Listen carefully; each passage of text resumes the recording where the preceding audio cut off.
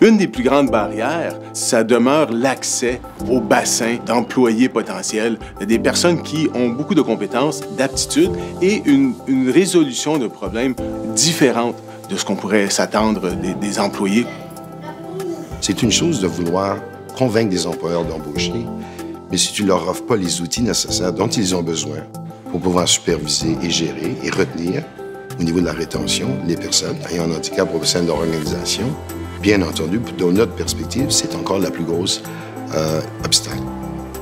La boîte à outils Opter pour le talent a été développée par une équipe d'experts, une équipe canadienne de plus de 20 experts avec des représentations dans chacune des provinces. Cette boîte à outils offre des informations, offre des outils pratiques pour les employeurs pour accéder à ce talent, donc pour recruter, pour faire l'entrevue des personnes en situation de handicap, mais aussi pour faire l'embauche et pour maintenir l'emploi des personnes en situation de handicap. La plupart des employeurs, à un moment donné, pourquoi ne les embauchent pas actuellement? C'est parce que c'est la peur d'un inconnu. Alors, il faut faire de la sensibilisation. Et ça prend un partenariat avec les agences spécialisées. Et ce sont des agences qui sont spécialisées, qui peuvent offrir de l'aide et du support spécifique aux employeurs pour régler des cas spécifiques. Mon rôle, dans le fond, c'est de trouver l'entreprise qui correspond le mieux aux besoins du participant selon ses compétences. Et après ça, je fais l'intégration de façon graduelle. Donc, et après ça, nous, on laisse tranquillement, on fait des suivis par la suite pour s'assurer que tout se passe bien. Avec l'employeur, on garde un contact pour que ça soit positif. Mais sinon, après coup, le participant, dans le fond, devient employé dans une entreprise régulière et vit son expérience de travail. L'accompagnement est une mesure de soutien qui est fortement appréciée par les employeurs et quand elle est utilisée, c'est la stratégie qui garantit les meilleurs résultats d'intégration en emploi.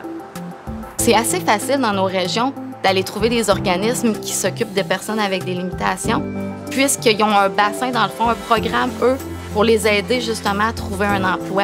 Donc souvent, les centres locaux d'emploi, je vous dirais, la porte d'entrée pour aller chercher les meilleurs employés. Si on transforme nos perceptions, si on essaie différemment, quand ça ne fonctionne pas, il faut essayer de faire ce qui fonctionne davantage.